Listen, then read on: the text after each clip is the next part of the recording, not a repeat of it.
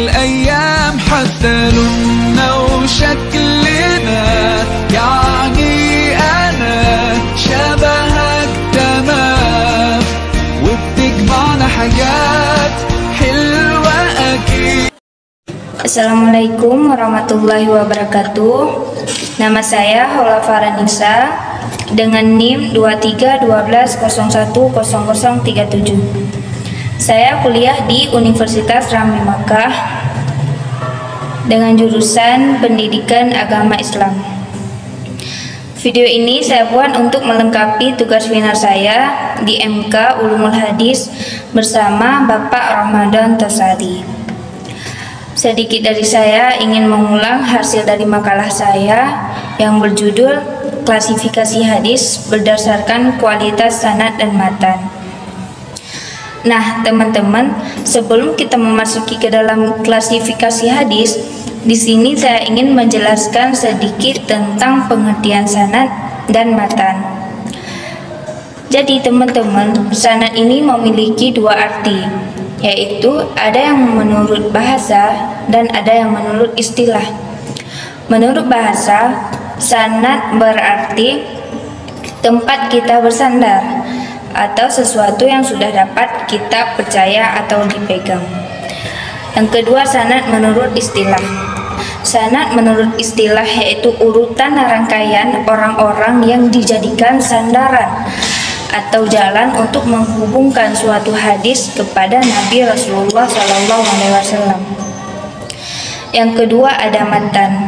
Matan juga memiliki dua arti. Yang pertama ada menurut bahasa dan yang kedua ada yang menurut istilah. Matan menurut bahasa adalah sesuatu yang dapat dibunyikan, sedangkan menurut istilah matan materi dan lafaz-lafaz hadis yang bisa digunakan atau bisa diartikan dengan kata lain bahwa ujung atau tujuan itu dari sanad. Nah, jadi teman-teman, kita tadi sudah membahas tentang pengertian sanad dan matan. Sekarang kita akan membahas tentang klasifikasi hadis berdasarkan kualitas sanad dan matan.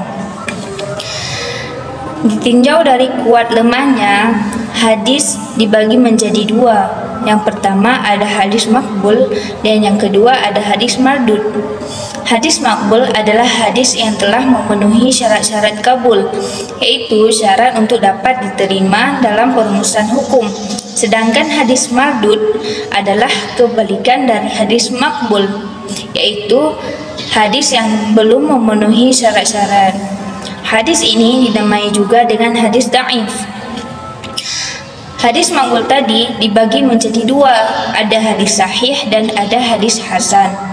Hadis sahih adalah hadis yang bersambung sanadnya. Ada beberapa kriteria hadis sahih yang telah dirumuskan oleh para ulama. Antara lain, hadis sahih bersambung. Maksudnya, perawi menerima hadis secara langsung dari perawi yang ada di atasnya. Yang kedua, perawi yang adil. Yang ketiga, perawi adalah dabit. Perawi hadis ini memiliki ketelitian dalam memahami atau menerima hadis. Yang keempat, hadis yang diriwayatkannya tidak syadz. Artinya, hadis tersebut tidak menyalahi perawi lain. Yang terakhir atau yang kelima, hadis yang diriwayatkan tersebut ilat atau merusak. Yang dimaksud ilat di sini adalah suatu hadis yang sifatnya samar-samar atau tersembunyi. Tetapi kalau dilihat sepintas, hadis tersebut terlihat sahih. Tetapi kalau dipelajari lebih lanjut, dia akan terlihat cacat dan rusak. Contohnya hadis mauquf, hadis mursal, dan hadis mulkati.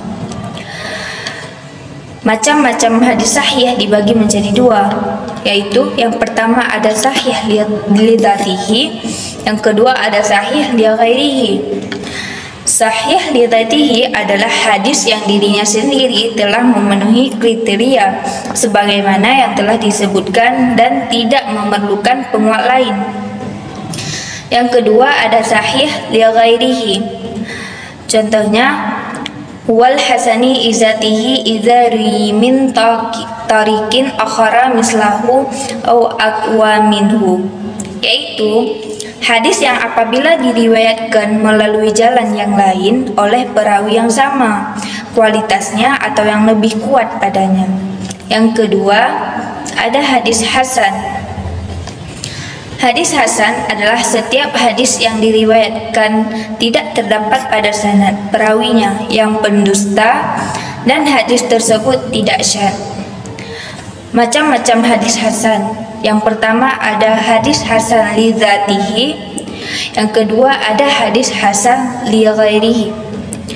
Hadis hasan li dzatihi adalah hadis yang dirinya sendiri telah memenuhi kriteria hasan sebagaimana yang telah disebutkan di atas tadi dan tidak memerlukan bantuan dari yang lain untuk mengangkat derajatnya. Yang kedua ada hadis hasan li ghairihi. Hadis hasan ini adalah hadis dhaif apabila jalan berbilang lebih dari satu dan sebab kedaifannya bukan karena perawinya fisik atau pendusta. Hukum dan status kehujjatannya.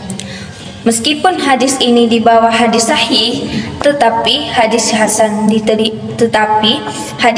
diterima dan dipergunakan sebagai dalil atau hujjah dalam penetapan setiap hadis yang diriwayatkan dan tidak terdapat pada sanadnya. Yang ketiga ada hadis dhaif. Kriteria dan macam-macam hadis dhaif. Yang pertama, hadis dhaif adalah hadis yang disebut juga sebagai hadis mardud, yaitu hadis yang ditolak dan tidak dapat dijadikan hujjah atau dalil dalam menetapkan suatu hukum. Yang termasuk ke dalam hadis mardud adalah hadis dhaif. Hadis dhaif menurut bahasa berarti lemah, sedangkan menurut istilah adalah hadis yang di dalamnya tidak terdapat syarat-syarat sahih dan syarat hasan.